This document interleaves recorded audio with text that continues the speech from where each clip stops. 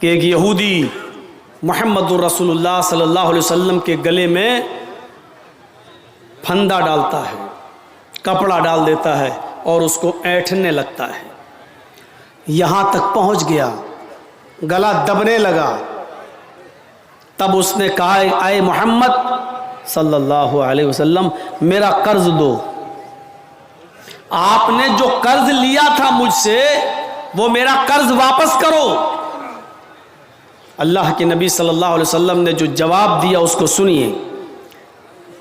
اے یہودی، میں نے 1 ہفتے کے لیے قرض لیا تھا اور میں نے یہ وعدہ کیا تھا کہ 1 ہفتہ پورا ہوگا تو میں تمہارا قرض ادا کر دوں گا۔ آج 5واں دن ہے، ابھی وعدے کو پورا ہونے میں 2 دن باقی ہیں، 2 دن کے اندر اندر میں تمہارا قرض دے دوں گا۔ اس یہودی نے کہا محمد آج ہی چاہیے، مجھے آج ضرورت ہے۔ اللہ کے نبی کہتے ہیں کہ آج تو نہیں ہے میرے پاس، 7 دن کا وعدہ تھا، 5 دن ہوئے ہیں، 2 دن تم پہلے مانگ رہے ہو، 2 دن پورے ہو جانے دو، جب میں نہیں دوں تب آپ کہنا میں نے آج تک وعدہ خلافی نہیں کی۔ اس نے کہا ٹھیک ہے آپ نے وعدہ کیا تھا 7 دن کا، لیکن مجھے آج ضرورت ہے، مجھے آج چاہیے۔ آپ نے کہا ارجنٹ مانگ رہے ہو، کہاں سے دے دوں؟ اس نے کہا میں اٹھنے نہیں دوں گا، آپ یہیں رہیے، جب تک آپ میرا قرض نہیں دیں گے میں جانے نہیں دوں گا۔ آپ وہیں بیٹھ گئے۔ غور کیجئے، جس جگہ پر خود آپ کی حکومت ہو، آپ ہی کا حکم چلتا ہو، بستی پر پورا کنٹرول آپ کا ہو، اور اسی بستی میں ایک معمولی سا یہودی نبی کو کہہ دے کہ میں اٹھنے نہیں دوں گا، کیا یہ تصور کر سکتے ہیں آپ؟ کیا آپ اپنے علاقے میں نتیش کمار سے کہہ سکتے ہو کہ یہاں بیٹھ جاؤ، جانے نہیں دوں گا؟ کیا یو پی کے اندر ہم یوگی سے کہہ سکتے ہیں بیٹھ جاؤ ہم اٹھنے نہیں دیں گے؟ کیا دہلی میں آپ کیجریوال سے کہہ سکتے ہیں بیٹھ میں اٹھنے نہیں دوں گا؟ جس بستی پر ہمارا نینترن ہو، کنٹرول ہو، اور اسی بستی میں ہم سے یہ کہا جا رہا ہو کہ میں اٹھنے نہیں دوں گا، پہلے میرا قرض ادا کرو، اور آپ بیٹھ جاتے ہیں۔ حضرت ابو بکر سے حضرت عمر فاروق کو غصہ آ رہا ہے، لیکن آپ کہہ رہے ہیں نہیں اے عمر تمہیں کچھ نہیں بولنا ہے، معاملہ ہمارا اور اس کا ہے، میں نے اس سے قرض لیا ہے، یہ مجھ سے سختی کر رہا ہے، کرنے دو، لیکن تم بیچ میں نہیں بولو گے۔ بیٹھ گئے۔ امام بیہقی اپنی سنن کے اندر نقل کرتے ہیں کہ ظہر کی اذان کا وقت ہوتا ہے، آپ نے کہا یہودی اذان کی آواز آ رہی ہے، کیا میں مسجد میں نماز پڑھنے جا سکتا ہوں؟ اس نے کہا بالکل نہیں، پہلے میرا قرض دے دو، اس کے بعد جہاں جانا ہو چلے جاؤ۔ عصر کی نماز کا وقت آیا، اس نے نہیں جانے دیا، مغرب کی نماز کا وقت آیا، اس نے نہیں جانے دیا، عشاء کی نماز کا وقت ہوا، اس نے نہیں جانے دیا، یہاں تک کہ رات کے اندر بھی اس نے نہیں جانے دیا۔ آپ نے پوری رات اسی جگہ پر گزاری، وہ یہودی بھی وہیں موجود ہے، صبح فجر کی نماز بھی آپ نے وہیں پڑھی۔ امام بیہقی نے اپنی سنن کے اندر نقل کیا حتی تطلع الشمس، یہاں تک کہ سورج طلوع ہو گیا۔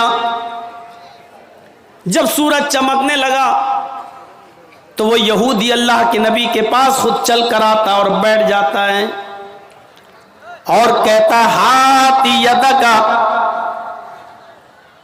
ابایعک علی الاسلام، اے محمد رسول اللہ صلی اللہ علیہ وسلم، میں نے قرض لینے کے لیے یہ سختی آپ کے اوپر نہیں کی تھی، بلکہ میں دیکھنا چاہتا تھا کہ آپ کے اخلاق کیسے ہیں۔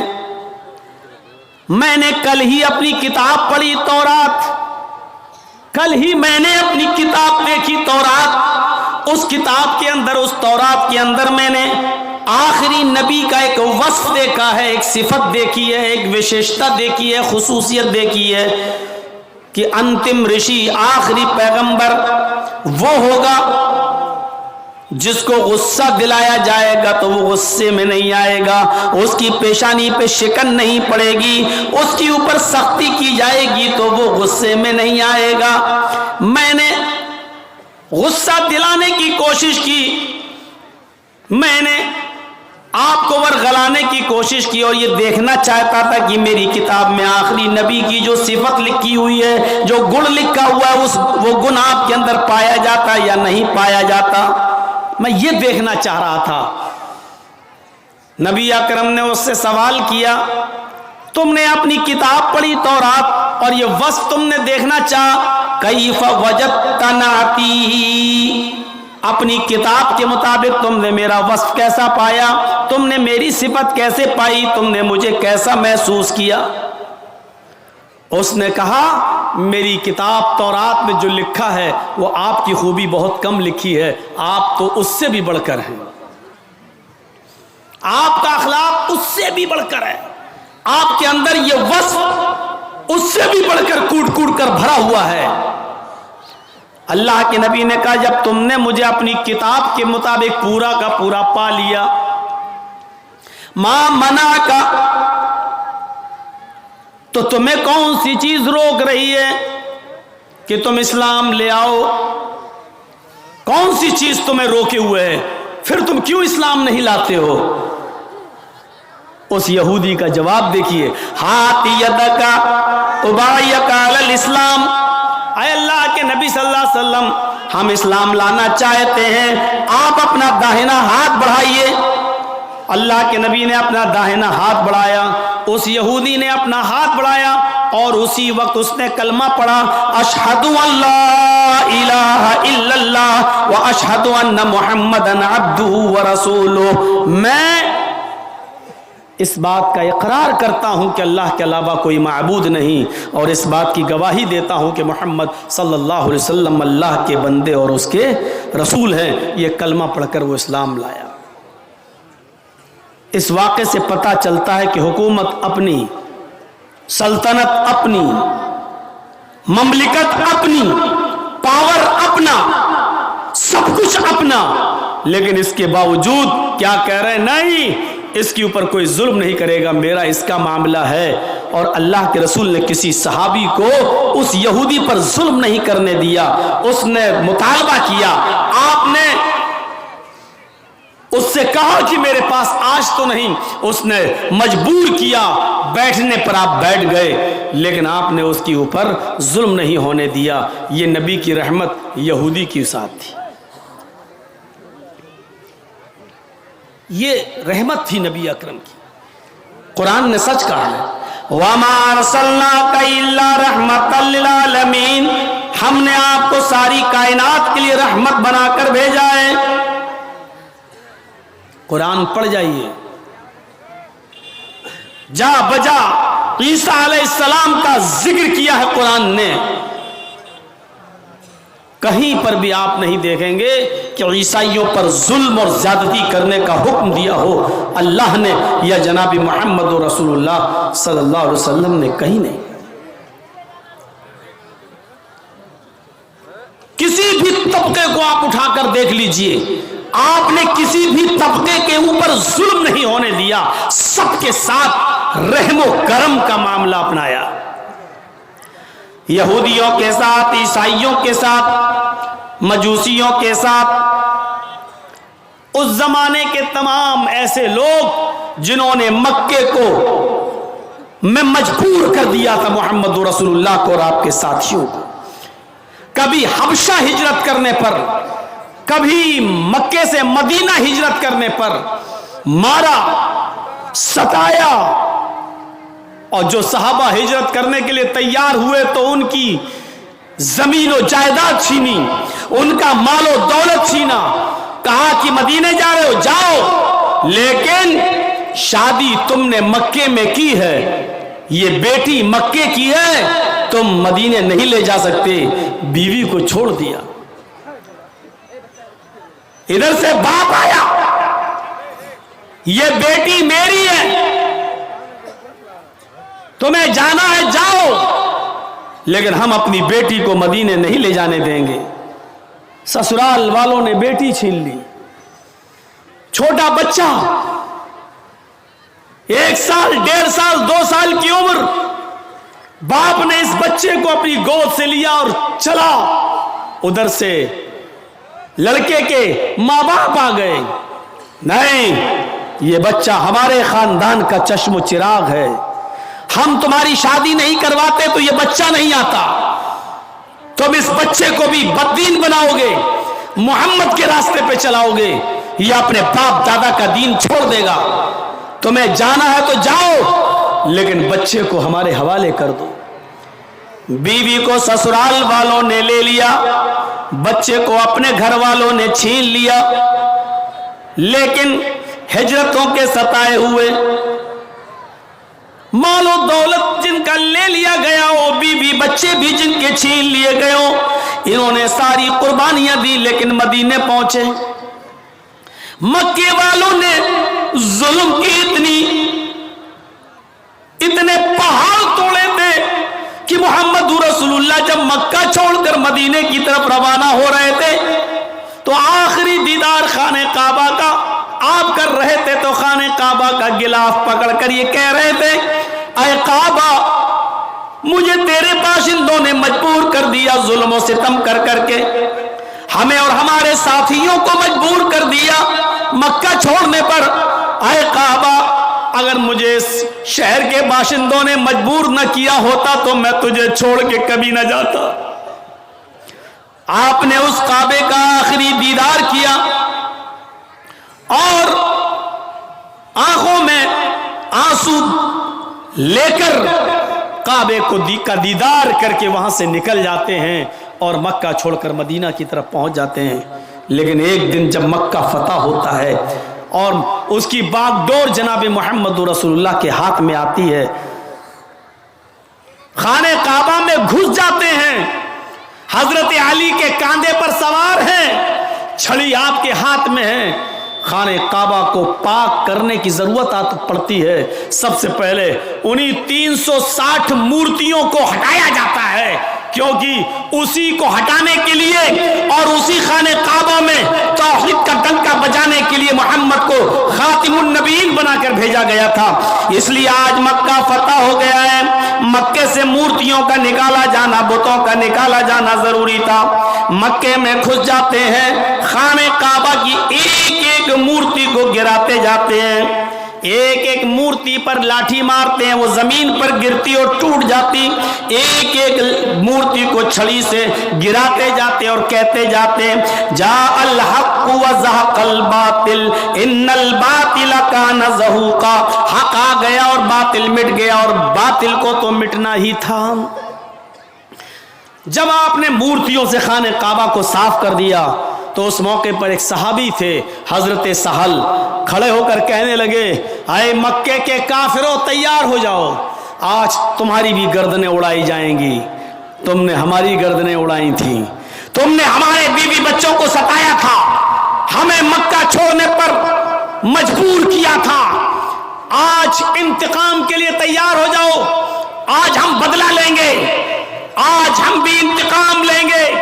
हजरत साद ने कहा, हजरत साद ने, अल यौम यौमुल मलहमा, आज का दिन तो टुकड़े टुकड़े कर देने का दिन है, आज का दिन तो बोटी बोटी कर देने का दिन है, आज का दिन तो एक दूसरे की गर्दनें उड़ाने का दिन है। आज तो तुमने, आज मक्का हमारे हाथ में आ गया है, आए मक्के के काफिरों, आज तुम्हारी गर्दनें उड़ाई जाएंगी, आज तुम्हें कत्ल किया जाएगा, आज तुम्हारे किए हुए एक एक जुल्म और एक एक जुर्म का इंतकाम लिया जाएगा, बदला लिया जाएगा।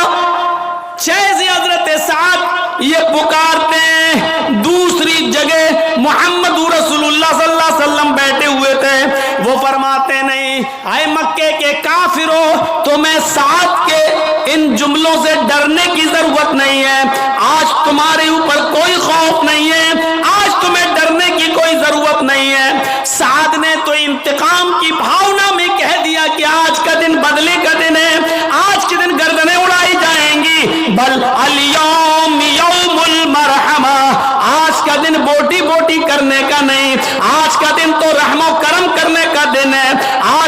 तो आफू दरगुजर का दिन है। आज का दिन तो एक दूसरे को माफ कर देने का दिन है। आज का दिन तो एक दूसरे को नजरअंदाज कर देने का दिन है। आज का दिन तो एक दूसरे को माफी देने का दिन है। आओ अपने जुर्मों की माफी मांगो, हम माफ करने के लिए तैयार हैं। और आपने मक्के के अंदर एक एक मुजरिम को माफ किया, और जुर्म भी ऐसा वैसा नहीं, बहुत खतरनाक जुर्म जिन्होंने किए। हिंद आती है जिसने हमजा का कलेजा निकाला था, वो हिंद आती है जिसने हमजा की नाक काटी थी, कान काटा था और उसका हार बनाकर अपने गले में पहना था। वो हिंद आती है जिसने हमजा का पेट फाड़ा था, हमजा का पेट फाड़कर कलेजा निकाला था, कलेजे की बोटियों को जबान पे रखकर दांतों से चबाया था, खाने की कोशिश की लेकिन दिल गवारा नहीं किया, इसलिए थूक देती है। वो हिंदा सामने खड़ी है जिसने मोहम्मद रसूलुल्लाह के चचा हमजा की गर्दन काटी हो, नाक काटी हो, कान काटा हो और उसका हार बनाकर गले में पहना हो। वो हिंदा सामने खड़ी है जिसने हमजा का पेट फाड़ा हो, कलेजा निकाला हो और कलेजे को अपने दांतों में रखकर चबाया हो और थूक दिया हो। वो हिंदा सामने खड़ी है, आज अपने जुर्म की माफी मांग रही है। कोई भी बागैरत दिल इस जुर्म के बाद इसी ऐसी औरत को माफ करने के लिए तैयार नहीं होगा। देख लीजिए, वो एक लड़की जिसका रेप हुआ था और उसके बाद मार डाला गया है निर्भया को, और आप देख लीजिएगा उसके चारों कातिलों को जो फांसी दी गई थी अभी चंद महीने पहले या 1-2 साल पहले, जो फांसी के तख्ते पर लटकाया गया। आखिरी वक्त तक भी निर्भया की मां ने और निर्भया के बाप ने उन मुजरिमों को माफ नहीं किया। हर कोई अपने रिश्तेदार के कातिल को माफ करना गवारा नहीं करता। खुद आपका बेटा जिसने आपके आंखों के सामने मार डाला हो, क्या आपका कलेजा उसको माफ कर देगा? आपका दिल कभी गवारा नहीं होगा। आप तो चाहेंगे कि इसको तड़पा के मारा जाए। नबी अकरम के सामने हिंदा खड़ी है, हुकूमत नबी की, सल्तनत नबी की, जिम्मेदार नबी, पूरे मक्के की बागडोर नबी के हाथ में, और हिंदा कह रही है कि हाँ मैंने ये जुर्म किया है, अय अल्लाह के रसूल हमें माफ़ कर दीजिए। और आप अपने कलेजे पर पत्थर रखकर, अपने दिल पर पत्थर रखकर कहते हिंदा जा मैंने तुझे माफ़ कर दिया, लेकिन एक रिक्वेस्ट है, एक अपील है, एक गुजारिश है, मेरे सामने मत आना, कभी भी मेरे आंखों के सामने मत आना। हिंदा, जब तू मेरी आंखों के सामने आती है तो मुझे अपने चचा की लाश याद आ जाती है, अपने चचा का चेहरा याद आ जाता है, उसके चेहरे पर कटी हुई नाक और कटा हुआ कान याद आ जाता है, उसका फटा हुआ पेट मुझे याद आ जाता है, उसके पेट से निकला हुआ कलेजा मोहम्मद की नजरों के सामने आ जाता है। हिंदा, मैंने माफ तो किया लेकिन मेरे सामने मत आना, इसलिए कि तू जब आती है तो मुझे मेरे चचा की याद आ जाती है। रहमतुल लिल आलमीन की रहमत देखो एक दुश्मन के साथ। वो अलग बात है कि हिंदा बाद में इस्लाम ले आई, लेकिन आपने उस वक्त उसको माफ कर दिया। कहां मिलेगी ऐसी रहमत? सच कहा कुरान ने, आदम से लेकर ईसा तक जितने भी नबी आए, हर नबी एक कौम एक कबीले के लिए, लेकिन जो भी आया उसने आखिरी नबी के बारे में जरूर बता दिया कि एक नबी आएंगे, सारी कायनात के होंगे। और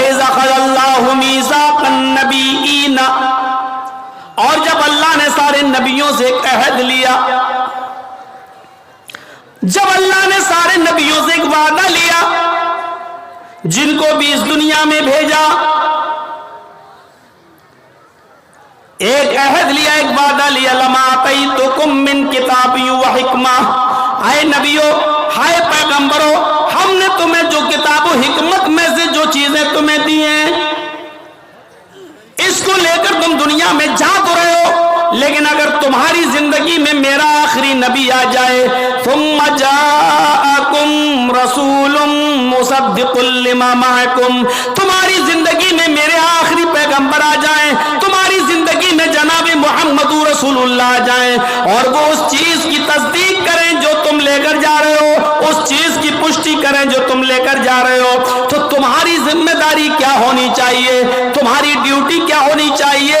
लतुमिनुन्न बिही व लतंसुरुन्नहु।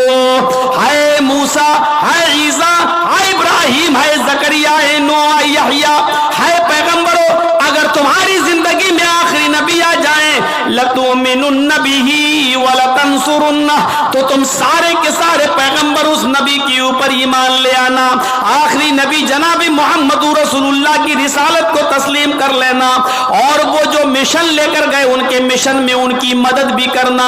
वला तंसुरुन्नहु, उनके मिशन में, उनके वर्क्स में, उनके कामों में तुम उनकी मदद भी करना। आदम से लेकर ईसा तक सारे नबियों ने आखिरी नबी के बारे में पेशीन गोई की है, बताया है। श्रीमद् भागवत महान पुराण जो वेदों की व्याख्या कहलाती है, खुलासा कहलाता है। देखिए, एक मंत्र पढ़ने जा रहा हूं इस किताब के स्कंद 12 अध्याय 2 के मंत्र नंबर 19 से। इस मंत्र को सुनिए और इस मंत्र में भी मोहम्मद रसूलुल्लाह की पेशीन गोइयां बताई जा रही हैं। अश्वमा शुगमारूहा देवदत्त जगतपति आसीन साधुदमनम षटेश्वर्या गुणन्वितः अष्ट्रो गुणः अल्पभाषी बहुभाषी ज्ञानी श्रुतु ज्ञानी प्राकर्मी कीर्तज्ञ दानी कृपालु। अब क्या हो गया? ऐसे चिल्लाते हैं जैसे किसी औरत को बच्चा पैदा होता है तो वो चिल्लाती रोती है। बिल्कुल वही।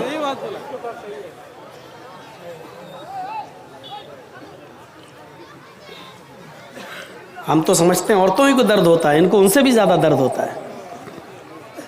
ए भैया बैठ जाओ, ये देखो सामने क्या कर रहे हैं, चंदा कर रहे हैं ना, तब ठीक है, तब ठीक है, जाओ जाओ जाओ। उसके लिए हम मना नहीं करेंगे, उसी के लिए तो जलसा हो रहा भाई। अब मंत्र पढ़ने पे आए तो आप लोग शोर करने लगे। अश्वमा शुगमारूहा देवदत्त जगतपति, अंतिम ऋषि को, कल्कि को, एक अश्व कहते हैं संस्कृत में घोड़े को, और शुगमारूहा, शुगमारूहा बिजली से भी ज्यादा तेज रफ्तार से चलने वाला। तो उस जमाने में बिजली तो थी नहीं, तो ये शब्द कहां से आ गया बिजली से ज्यादा? तो आसमानी बिजली मुराद है। आसमान से जो बिजली चमकती है उसकी रफ्तार होती है, जो आसमान में कड़क होती है बिजली, 1 सेकंड में 1,86,000 मील।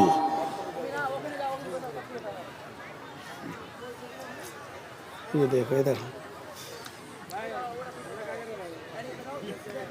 तकरीर भी सुन रहा हूं, मोबाइल वैसे ऐसे कर रहा है। तो ऐसा घोड़ा दिया जाएगा अंतिम ऋषि को, आखिरी नबी को ऐसा घोड़ा मिलेगा, शुगमारूहा, जो बिजली से भी ज्यादा तेज रफ्तार से चलेगा, बिजली से भी ज्यादा तेज रफ्तार से। और वो घोड़ा कौन देगा? देव दत्त, देव अल्लाह, ईश्वर, भगवान दत्त देगा। वो घोड़ा अल्लाह की तरफ से, ईश्वर की तरफ से उसको दिया जाएगा, गॉड गिफ्ट, अल्लाह की तरफ से उसको मिलेगा। और किसको मिलेगा? उसका नाम आगे आ रहा, जगतपति। अश्वमा, एक घोड़ा दिया जाएगा, शुगमारूहा, जो बिजली से भी ज्यादा तेज स्पीड से चलेगा, देवदत्त ईश्वर की ओर से मिलेगा। जगतपति, उसको दिया जाएगा जो पूरे विश्व का, पूरी दुनिया का पति होगा, पूरी दुनिया का रक्षक होगा, पूरी दुनिया का हिफाजत करने वाला, पूरे विश्व का रक्षक। पति के माना रक्षक, पति के माना दूल्हा नहीं होता है। पति اسی لیے کہا جاتا ہے کسی عورت کے دولہا کو، کیونکہ وہ اپنی پتنی کی عزت اور اس کی آبرو کی رکشا کرتا ہے۔ اس کو کیا کہا جاتا ہے؟ پتی۔ یہ اس کا پتی ہے۔ پتی کا مطلب رکشک ہے، یعنی ایک مرد نے کسی عورت سے نکاح کر کے اس کو اپنی رکشا میں لے لیا ہے، اب اس کو ہزاروں گندی نظروں سے بچا لیا ہے، اس کا وہ رکشک ہو گیا ہے، اس کا وہ محافظ ہو گیا ہے۔ تو پتی کا معنی کیا ہوتا ہے؟ محافظ۔ پتی کے معنی دولہا نہیں ہوتا ہے۔ اگر پتی کے معنی دولہا کیا جانے لگے تو بہت گڑبڑی پیدا ہو جائے گی۔ سینا پتی ترجمہ کرو، کیا کرو گے؟ پوری سینا کا دولہا۔ سینا کا کوئی دولہا ہوتا ہے؟ سینا پتی کا مطلب پوری سینا کا رکشک۔ راشٹر پتی کیا ترجمہ کرو گے؟ پورے راشٹر کا، پورے دیش کا رکشک۔ اگر پتی کا معنی دولہا کرو گے تو کیا مطلب؟ پورے دیش کا دولہا۔ بھارت میں جتنی عورتیں سب کا دولہا ہے وہ۔ پتی کا معنی یہاں دولہا نہیں ہوگا۔ جس کے پاس لاکھوں روپے ہوتے ہیں اس کو کہتے ہیں لکھ پتی، جس کے پاس 1-2 کروڑ روپے ہوتا ہے اس کو کیا کہتے ہیں؟ کروڑ پتی۔ تو لکھ پتی اور کروڑ پتی کا مطلب یہ نہیں ہوتا لاکھوں عورتوں کا دولہا اور کروڑوں عورتوں کا دولہا، بلکہ ان کا محافظ، ان کا رکشک، ان کا مالک۔ محمد الرسول اللہ کے لیے شبد کیا استعمال ہوا؟ جگت پتی۔ پورے جگت مانی دنیا، اور پتی مانی جگت مانی ورلڈ، جگت مانی وشو، اور پتی مانی رکشک۔ پورے دنیا کا، پورے وشو کا رکشک۔ عربی میں اس کا ترجمہ کریں گے تو آپ کیا کریں گے؟ جگت پتی کا رحمت للعالمین، پوری کائنات کے لیے رحمت بن کر۔ رکشا بغیر رحم کے نہیں ہوتی ہے، رکشا بغیر رحم کے نہیں ہو سکتی ہے۔ جس لیڈر یا جس نیتا کے دل سے رحم نکال لیا جائے وہ دیش کو برباد کر دیتا ہے۔ مثال نہیں دوں گا، نام نہیں لوں گا، ہم سے زیادہ سمجھدار ہے۔ بنگال ہوتا تو نام لے لیتا میں، نہیں ہے بنگال۔ میرے بھائیوں سنیے، بولنا مجھے ہے، کون بول رہا ہے یہ بنگال؟ تمہارے مشورے سے بولوں گا۔ تم راجیو گاندھی ہو کہ تمہارا حکم چلے گا میرے اوپر؟ خاموشی سے سنیے نا۔ یہ لوگ چاہتے ہیں میرا چینل چلے، اسی کو کاٹ کاٹ کے دکھا دیں گے۔ تو جس دیش کے لیڈر سے، جس نیتا سے رحم نکال لیا جائے وہ کبھی دیش کی رکشا نہیں کر سکتا ہے۔ حجاج ابن یوسف سے رحم نکال لیا گیا، برباد کر دیا۔ ہٹلر سے رحم نکال دیا گیا، یہودیوں کو قتل کر دیا۔ لیکن ہٹلر نے سارے یہودیوں کو مارا، کچھ یہودیوں کو چھوڑ دیا تھا، یہودیوں کو چھوڑ دیا تھا، کچھ یہودیوں کو چھوڑا تھا۔ لیکن اس نے ایک بہت بڑا اتہاسک اور ہسٹریکل ورڈ استعمال کیا تھا، لوگوں میں کچھ یہودیوں کو جان بوجھ کر اس لیے چھوڑ رہا ہوں، میں چاہوں تو ان کو بھی قتل کر سکتا ہوں، میں چاہوں تو ان کو بھی مار سکتا ہوں، لیکن ان یہودیوں کو جان بوجھ کر میں اس لیے زندہ چھوڑ رہا ہوں تاکہ بعد میں آنے والی نسل کو اس بات کا اندازہ ہو جائے کہ یہ کتنی حرامی قوم ہے، یہ کتنی نالائق قوم ہے، یہ کتنی گندی قوم ہے، اور میں نے یہودیوں کو کیوں قتل کیا ہے یہ بعد میں آنے والی نسل کو پتا چل جائے۔ آج یقین مانیے ہٹلر نے ان یہودیوں کو چھوڑ کر احساس ضرور دلایا ہے کہ واقعی یہودی دنیا کی سب سے بڑی کمزور اور سب سے بڑی نالائق اور سب سے بڑی حرامی قوم اگر کوئی ہے تو وہ یہ یہودی ہے۔ اور نہیں یقین آتا ہے تو اسرائیل کو دیکھ لو، جو امریکہ کی گود میں اس کا ناجائز بچہ پل رہا ہے۔ اسرائیل کون ہے؟ امریکہ کی ناجائز اولاد، اور یہ اس کی ناجائز اولاد پل رہی ہے۔ سارے عرب ملک آج نا اتفاقی کا شکار ہیں، اس لیے اسرائیل اپنی منمانی چلا رہا ہے۔ اللہ رب العالمین ہمیں متحد ہونے کی توفیق عطا فرمائے، ہمیں اتفاق اور اتحاد ہمارے دلوں میں پیدا فرما دے۔ میرے بھائیوں اس چیز کو یاد رکھیے، جگت پتی، پورے دنیا کا محافظ، رحمت للعالمین۔ ایک گھوڑا دیا جائے گا جو بجلی سے بھی زیادہ تیز رفتار سے چلے گا، دو چیزیں یاد رکھنا، ایک گھوڑا دیا جائے گا جو بجلی سے بھی زیادہ تیز رفتار سے چلے گا، ایشور کی طرف سے وہ گھوڑا ملے گا، اس کو دیا جائے گا جو پورے وشو کا رکشک ہوگا، پوری دنیا کا محافظ ہوگا۔ آسنا سادھمنم شٹیشوریا گلنویتا، اور جس کی زندگی سادھوؤں کے مانند سادھوؤں کے سامان گزرے گی۔ ایک ایک چیز پر ابھی میں بولوں گا۔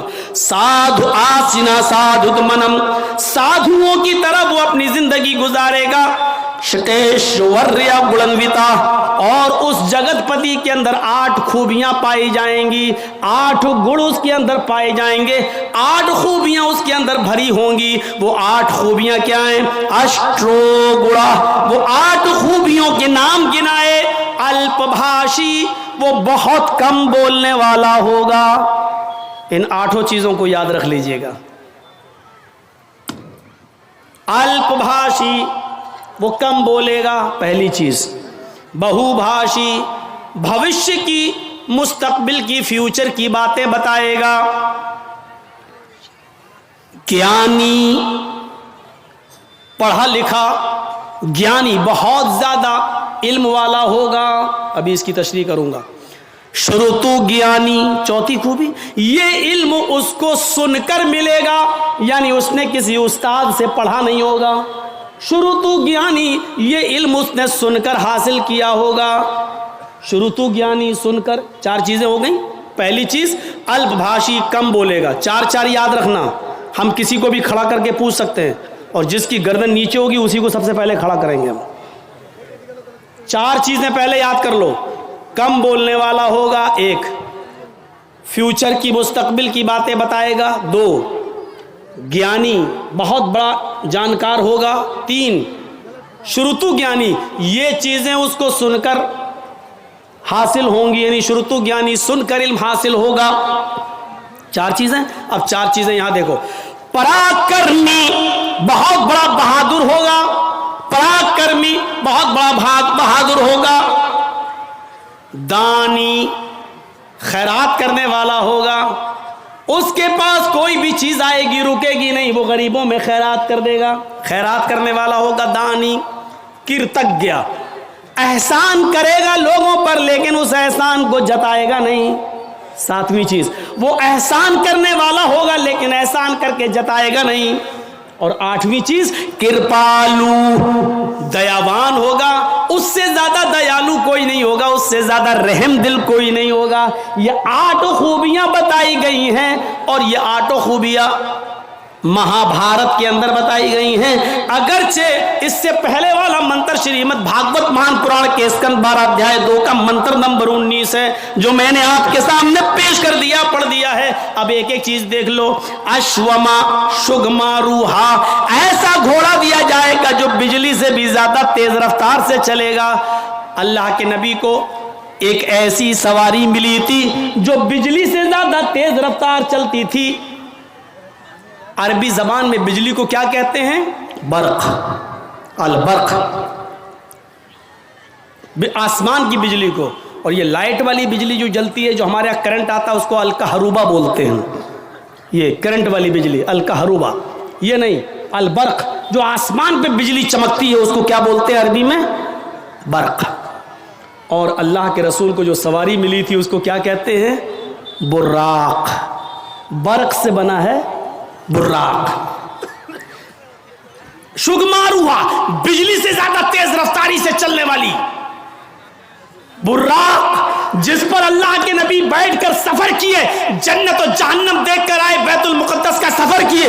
اس کی رفتار کتنی تھی؟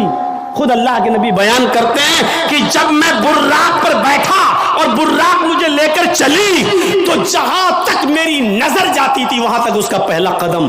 انسان کی نظر کہاں تک جاتی ہے آپ اس کا اندازہ نہیں لگا سکتے ہیں۔ یہ لیجیے، میں نے آسمان پر نظر اٹھائی اور 9 کروڑ 30 لاکھ میل کی اونچائی پر ہم نے سورج کو دیکھ لیا۔ ہم نے نظر اٹھائی 2,40,000 میل کی دوری پر ہم نے چاند کو دیکھ لیا۔ میرے بھائیوں، ہماری نظر جہاں تک جا رہی ہے اس کا پہلا قدم وہاں تک ہوتا تھا۔ اب آپ اندازہ لگا سکتے ہیں اس کی رفتار کتنی تیز ہوگی۔ تو اشوما شگماروہا، بالکل وہی چیز۔ بجلی سے زیادہ تیز رفتاری سے چلنے والی سواری، یہ اللہ کے نبی کو ملی تھی کہ نہیں ملی تھی؟ دیوت اللہ کی طرف سے ملے گی، اللہ کی طرف سے ہی ملی تھی، لیکن براق پر بیٹھ کر سفر کر کے جنت جہنم دیکھ کر آنے کے بعد اللہ کے نبی نے زمین پر جب قدم رکھا تو یہ نہیں کہا کہ اب میں اونٹ کا سفر نہیں کروں گا، اب میں گھوڑے کا سفر نہیں کروں گا، میں تو براق میں بیٹھ کے آیا ہوں۔ جرجیت صاحب کو اگر 4 ویلر مل جائے تو اب موٹر سائیکل نہیں چلائیں گے، ارے نہیں، کیوں؟ 4 پہیہ چلانے کے بعد موٹر سائیکل، میری انسلٹ ہو جائے گی۔ جس کے پاس سائیکل ہو اور موٹر سائیکل بائک اس کو مل جائے، چاہے وہ بھیگ ہی میں کیوں نہ ملی ہو، لیکن اس کا گھمنڈ اتنا بڑھ جائے گا، بائک چلانے کے بعد سائیکل چلائیں گے، لوگ کیا کہیں گے، میرے دوست کیا کہیں گے، سائیکل بائک چلانے والا، مطلب بھیگ میں ملی ہوئی بائک چلا رہا ہے، وہ شرم محسوس نہیں کر رہا ہے، جبکہ چلو بھر پانی میں ڈوب کے مر جانا چاہیے اس بائک پر بیٹھنے سے پہلے۔ کس بائک پر؟ جو بھیک میں ملی ہے، سمجھ رہے ہیں نا بھیک؟ ارے جو لڑکی کے باپ نے دی ہے، شادی کے موقع پر لے اپنے داماد کو، بیٹھ، سائیکل چلانے میں شرم آ رہی ہے، بھیک منگنی گاڑی پہ بیٹھنے میں شرم نہیں آ رہی ہے، جبکہ چلو بھر پانی میں اسی وقت ڈوب کے مر جانا چاہیے کہ کس پہ بیٹھے ہیں؟ سسر کی دی ہوئی گاڑی پر، جبکہ شرم کی بات یہ ہونی چاہیے، اس پہ تو فخر کر رہا ہے، کہاں سے؟ سسرال سے ملی ہے، سسرال سے، اس پہ فخر کر رہا ہے، لیکن سائیکل نہیں چلا سکتا، کیوں؟ بائک چلا لی، اب سائیکل نہیں چلاؤں گا، سائیکل چلاؤں گا تو انسلٹ ہوگی، ابے انسلٹ تو تیری تب ہو رہی ہے جب تو نے سسرال سے مانگ لی اور بھک منگنی گاڑی پر بیٹھ گیا، انٹرنیشنل بھکاری بن کے اس کو چلا رہا ہے، یہ انسلٹ تو تب تجھے محسوس کرنی چاہیے تھی اپنی، لیکن تب نہیں کر رہا ہے۔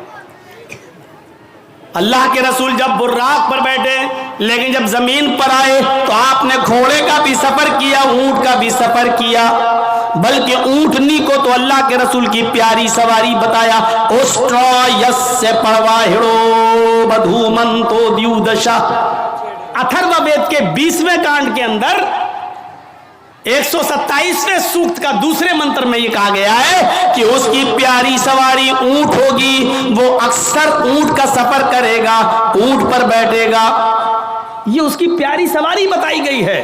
پیاری سواری یعنی ایسے علاقے میں آئے گا جہاں اونٹوں پر سواری کرنے کا چلن ہوگا۔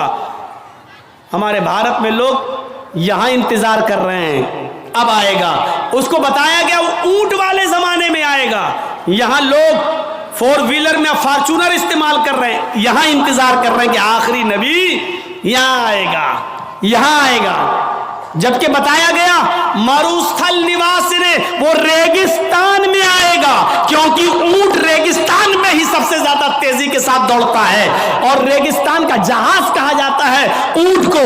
اس بستی میں آئے گا جہاں ریت ہوگی، جہاں ریگستان ہوگا، جزیرہ ہوگا، وہاں وہ آئے گا، اور یہاں بھارت میں لوگ انتظار کر رہے ہیں کہ وہ بھارت میں آئے گا، جبکہ ان کی کتابیں کہہ رہی ہیں مروستھل نواس نے، وہ مروستھل میں نواس کرے گا، وہ مروستھل میں آئے گا، ہائے گرجا ناتھ مروستھل نواس نے، اس کا مروستھل میں آئے گا اور ریگستانی علاقے میں آئے گا، اسٹرا یس، اور اس کی پیاری سواری اونٹ ہوگی، وہ اونٹ کے اوپر بیٹھے گا۔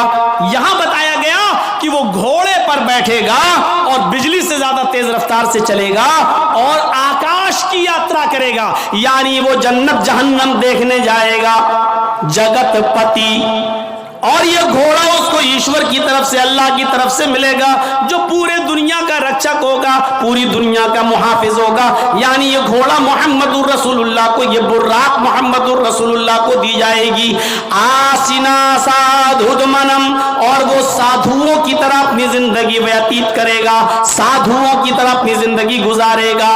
سادھو کس کو کہتے ہیں یہ سوچ لیجیے، سادھو اس کو نہیں کہتے ہیں جو چولا پہن لے اور بیوی بچوں کو چھوڑ دے اور جنگل میں چلا جائے، رام رام رام رام رام رام رام رام کرتا رہے۔ اسی طریقے سے ہمارے مسلمانوں میں بھی ایک طبقہ پیدا ہوا جس کو صوفی کہا جاتا ہے، وہ تسبیح ہاتھ میں لیتے ہیں اور اللہ ہو اللہ ہو، کبھی کبھی جھٹکا مارتے ہیں، کبھی دیکھیے گا آپ جھٹکے ماریں گے، اللہ اللہ اللہ ایسے کریں گے.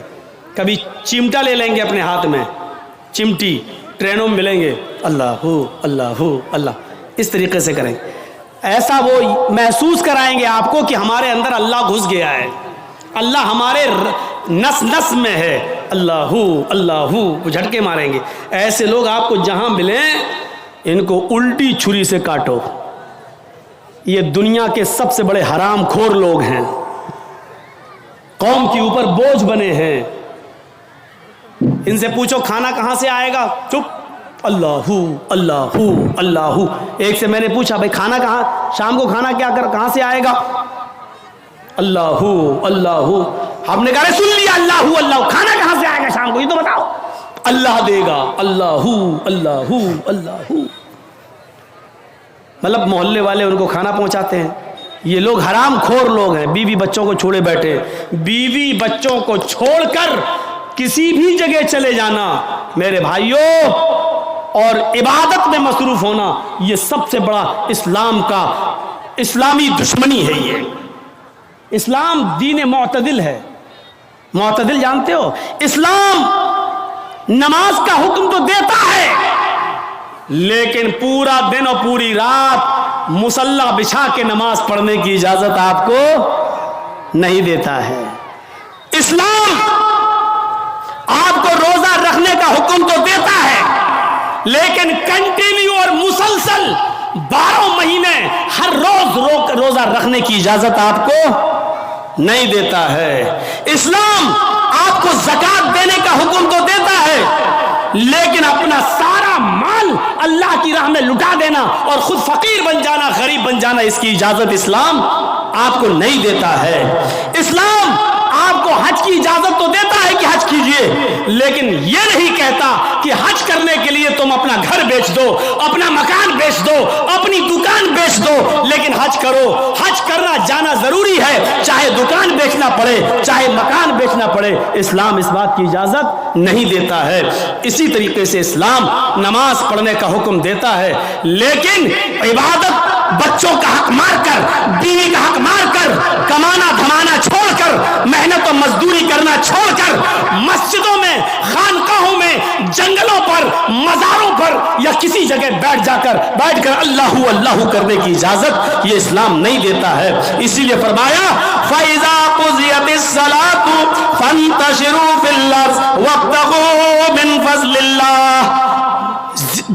دنوں میں سب سے اچھا دن جمعہ کا دن ہے لیکن جمعہ کا دن بھی پوری کی پوری عبادت کا دن نہیں ہے. سب سے اعلیٰ اور افضل دن جمعہ کا ہے لیکن جمعہ کا دن بھی پورا کا پورا صبح سے شام تک اللہ کی عبادت میں نہیں لگا سکتے ہو. جب جمعہ کی نماز پڑھ لو, جب جمعہ کی نماز پوری کر لی جائے, فَانْتَشِرُوا فِي الْأَرْضِ, تو ہماری زمین میں پھیل جاؤ.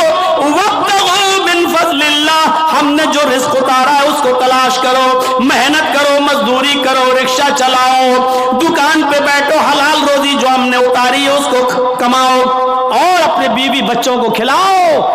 جمعہ کا دن سب سے بڑا دن, جمعہ کا دن سب سے افضل دن, جمعہ کا دن سید الایام, تمام دنوں میں سب سے بہتر, تمام دنوں کا سردار ہے جمعہ کا دن. لیکن اس کے باوجود اللہ کے رسول نے پورا کا پورا دن عبادت کا نہیں رکھا ہے. اور کیا فرمایا, جب جمعہ کی نماز ہو جائے, جمعہ پڑھ لو تو اب نکلو مسجد سے, اب مسجد میں مت بیٹھو. سبحان اللہ الحمدللہ کا وظیفہ نہیں, تمہاری بیوی ہے, تمہارے بچے ہیں, ان کے لیے محنت کرو, کماؤ, رکشہ چلاؤ, محنت کرو, مزدوری کرو اور شام تک محنت مزدوری کر کے کما کر لاؤ اور اپنی بیوی بچوں کو کھلاؤ. یہ بھی عبادت ہے. میرے پیارے ساتھیوں, اسلام نے آپ کو صرف اللہ اللہ کرنے کے لیے نہیں بھیجا ہے.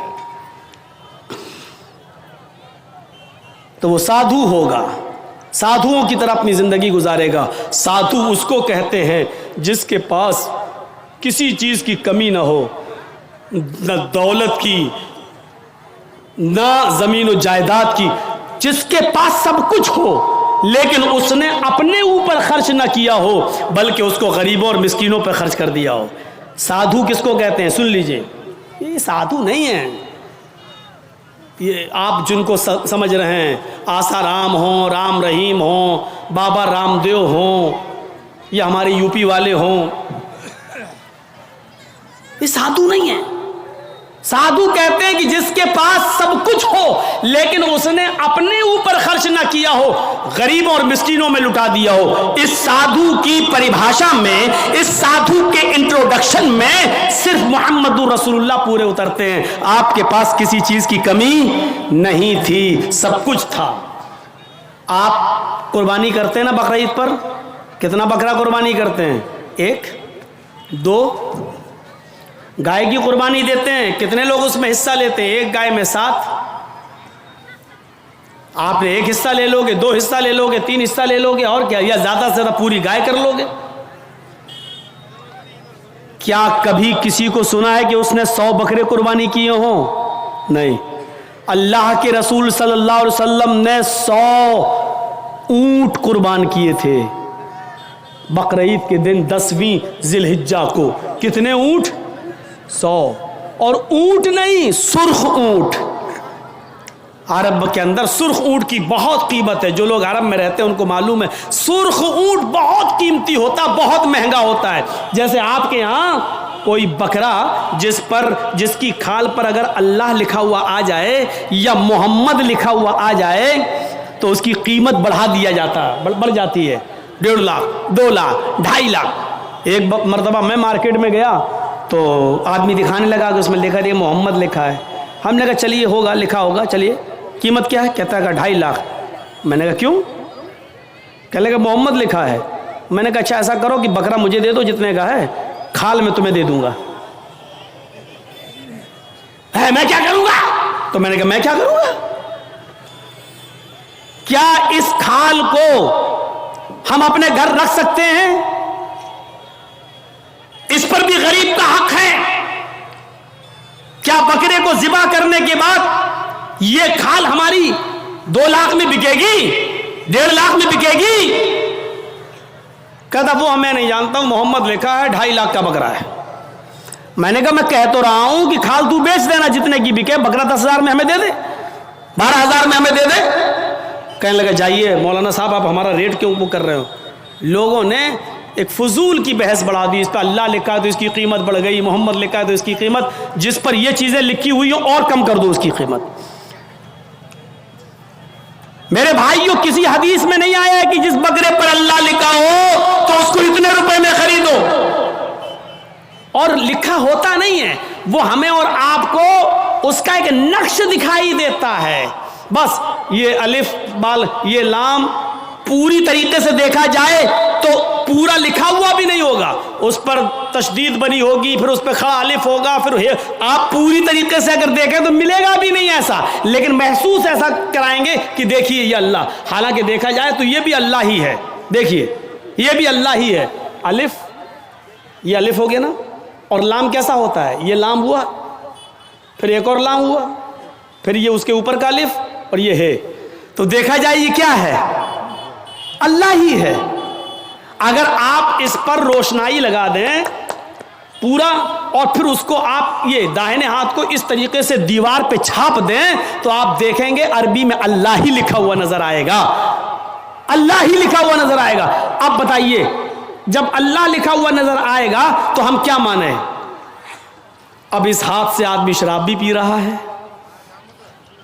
اب اس ہاتھ سے آدمی جوا بھی کھیل رہا ہے, اس ہاتھ سے غلط چیزوں کو بھی پکڑ رہا ہے. تو ان چیزوں سے حیثیت نہیں بڑھ جاتی ہے؟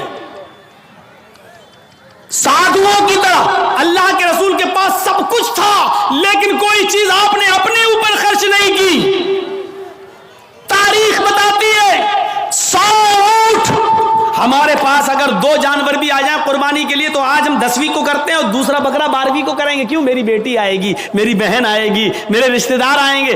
دوسرا بکرا ہم 12ویں تاریخ کو کریں گے اپنے رشتہ داروں کو دعوت دینے کے لیے. لیکن اللہ کے رسول نے 100 سرخ اونٹوں کی قربانی کی اور ایک ہی دن کی 10ویں تاریخ کو.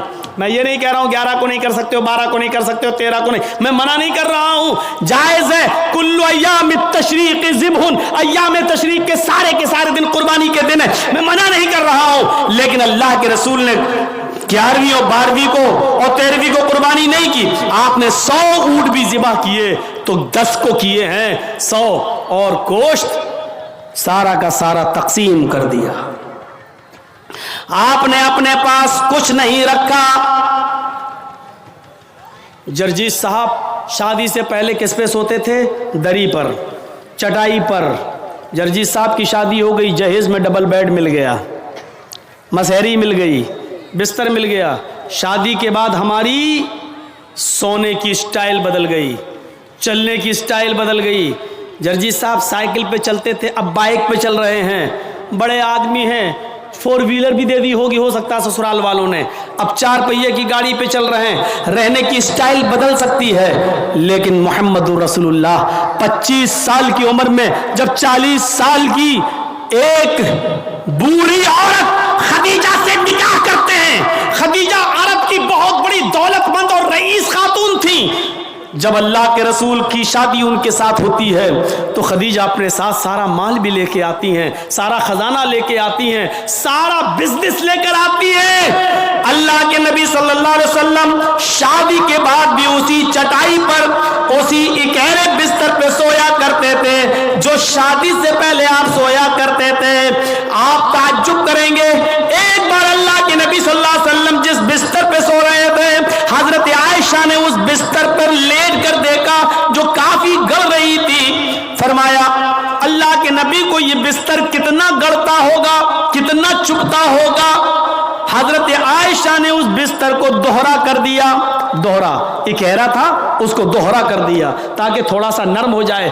अल्लाह के नबी उस बिस्तर पे सो जाते हैं, तहज्जुद की नमाज में नहीं उठ पाते हैं। जब आंख खुली तो फजर का वक्त था।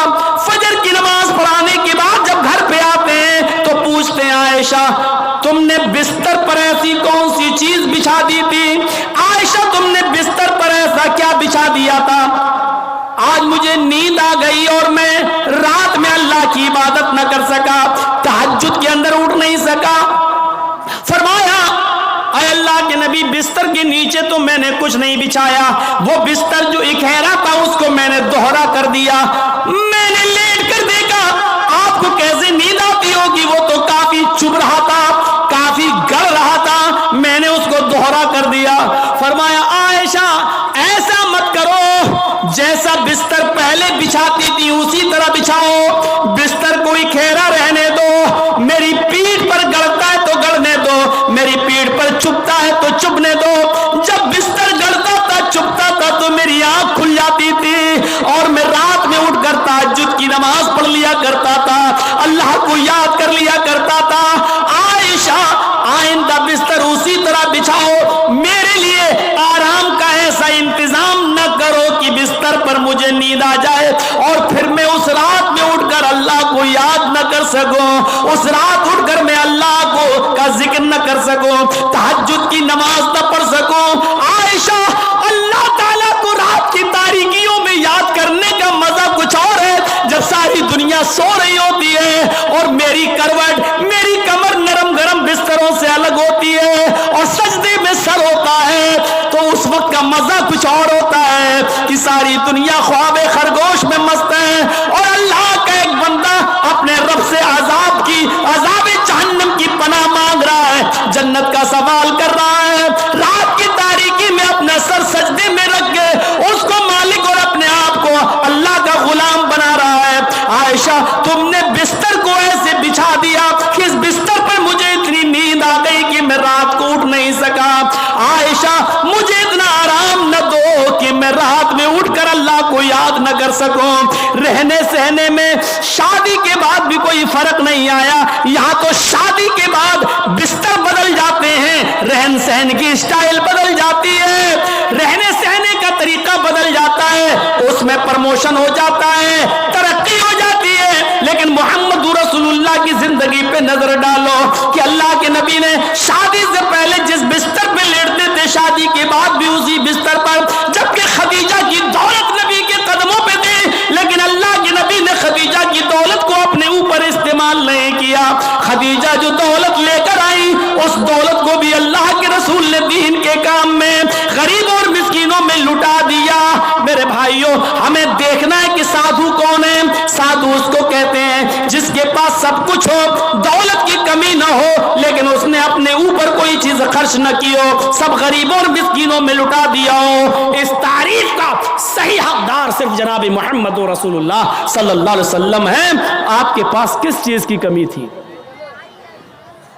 लोग कहते बहुत गरीब थे, ये थे, नहीं, अल्लाह के रसूल से ज्यादा कोई अमीर था? अल्लाह ने कहा था कहो तो इस पहाड़ को हम सोने का बना दें, और ये ओहद पहाड़ जब सोने का बन जाए तो जहां आप चले ये पहाड़ भी आपके साथ चले। लेकिन अल्लाह के नबी ने अल्लाह ताला के इस फरमान को, इस गुजारे अल्लाह ताला के इस हुक्म को नाफिज होने के बाद मना कर दिया कि नहीं नहीं, अय अल्लाह मुझे दुनिया में आराम नहीं, सोना नहीं चाहिए, चांदी नहीं चाहिए, बल्कि आपने फरमाया अल्लाहुम्मा जअलनी फी हयाती मिस्कीना, अय अल्लाह दुनिया में मुझे जितने दिन जिंदा रख, मिस्कीन बना के जिंदा रखना। अय अल्लाह जब मुझे मौत आए तो हालत मिस्कीनी में मुझे मौत आए, और अय अल्लाह कल कयामत के दिन जब मैं उठाया जाऊं तो फकीरों में और मिस्कीनों ही में मैं उठाया जाऊं। ये अल्लाह के रसूल की दुआ थी, जबकि अल्लाह ताला तो ओहद पहाड़ को सोने का बनाने के लिए तैयार था। नबी अकरम जहां चलते पहाड़ आपके साथ साथ चलता, लेकिन अल्लाह के रसूल ने पहाड़ को सोने का बनाने से मना कर दिया और कहा कि मुझे दुनिया के ऐशो आराम नहीं चाहिए। हजरत अब्दुल्ला इब्ने उमर ने बिस्तर पर लेटकर देखा तो कहा अल्लाह के नबी ये क्या है? जब अल्लाह के नबी उस बिस्तर पर सो के उठे तो देखा कि उस निशान पड़ गए। आप किसी खुरदुरी चटाई पर लेटिए, नंगी पीठ, जब आप उठेंगे तो चटाई के निशान आपकी पीठ पर पड़ जाएंगे। अल्लाह के नबी की पीठ पर जब निशान पड़े तो हजरत अब्दुल्ला इब्ने उमर ने जब ये देखा तो चीख पड़े, अय अल्लाह के रसूल, आप तो यहूदो नसारा तो नरम गरम बिस्तर पर सोएं, और आप जो है ऐसी चटाई पर जिससे आपके निशान पड़ जाएं। नहीं नहीं, आज के बाद आप इस चटाई पर नहीं सोएंगे। आपने कहा फिर लवित्तखज़ना लका वतान, आज हम आपके लिए एक नरम गरम बिस्तर बना देंगे, नरम गरम गद्दे का इंतजाम कर देंगे, आप उसके ऊपर सोना। अल्लाह के नबी सल्लल्लाहु अलैहि वसल्लम ने फरमाया नहीं, ऐ अब्दुल्ला मेरे लिए नरम गरम बिस्तर का इंतजाम मत करना। माली वलिद दुनिया माना फिद दुनिया इल्ला कराकिबिन इस्तज़ल्ला तहता शजरा थुम्मा राहा। नरम गरम बिस्तर नहीं, मैं तो इस दुनिया में एक मुसाफिर की तरह हूं। जैसे मुसाफिर थक जाता है तो एक सायादार दरख्त के नीचे आराम करने के लिए बैठ जाता है, थोड़ा पानी पीता है, सस्ताता है और फिर उठ के चल देता है। मैं भी इस दुनिया में एक मुसाफिर की तरह हूं, चंद दिन रहूंगा और फिर ये दुनिया छोड़ के चला जाऊंगा, फिर इस दुनिया से मैं निकल जाऊंगा। मैं तो एक मुसाफिर की तरह हूं। नहीं नहीं, एक हदीस में आता है आपने हजरत उमर को सख्ती से मना किया था, मेरे लिए नरम गरम बिस्तर न बनाना, लहुम फिद दुनिया व लना फिल आखिरा।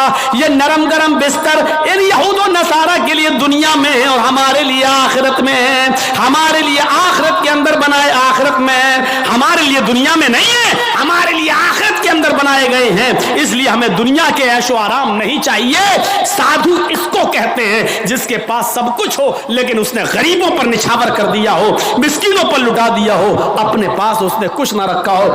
आसिना साधुत मनम, जो साधुओं की तरह अपनी जिंदगी गुजारेगा, अष्टो गुणा, और उसके अंदर 8 खूबियां पाई जाएंगी। अब 8 खूबियां भी देख लो किसके अंदर थी। अल्पभाषी, वो कम बोलेगा। कम बोलने वाला कौन था? पूरी जिंदगी आप पढ़ जाइए, मोहम्मदुर रसूलुल्लाह सल्लल्लाहु अलैहि वसल्लम से ज्यादा कम बोलने वाली शख्सियत आपको नहीं मिलेगी।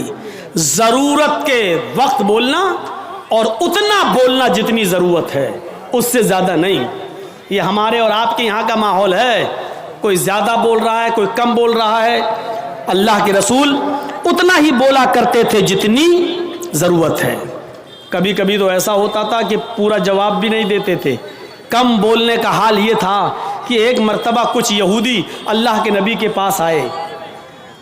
मुस्लिम शरीफ किताबुस सलाम पढ़िए, चैप्टर نبی اکرم کے گھر پہ آئے، دروازے کو دستک دی، اللہ کے رسول نے دروازہ کھولا، یہودیوں نے سلام کیا، در حقیقت وہ سلام نہیں تھا بلکہ اس سلام کے اندر چھپی ہوئی بد دعا تھی۔ ان یہودیوں نے آتے ہی کہا السلام علیکم یا رسول اللہ، السلام علیکم، کیا کہا؟ السلام علیکم، لیکن کہا ایسے السلام علیکم یا رسول اللہ۔ اے اللہ کے رسول آپ پر موت ہو۔ السلام علیکم نہیں کہا انہوں نے سلامتی ہو، بلکہ کیا کہا؟ السلام علیکم، موت ہو آپ پر، برباد ہو جائیں آپ۔ تو اللہ کے رسول صلی اللہ علیہ وسلم سمجھ گئے، آپ نے سن لیا، ان یہودیوں نے السلام علیکم نہیں کہا بلکہ ان یہودیوں نے کیا کہا؟ السلام علیکم۔ تو اللہ کے رسول نے اتنا کم جواب دیا، مختصر، چونکہ آپ کم بولتے تھے، آپ نے اس کا بہت ہی شارٹ میں جواب دیا، وعلیکم۔ یہودی جھلملا گئے، یہودیوں نے کہا السلام علیکم، موت ہو آپ پر، آپ نے اس کے جواب میں صرف اتنا کہا وعلیکم، تم پر ہو۔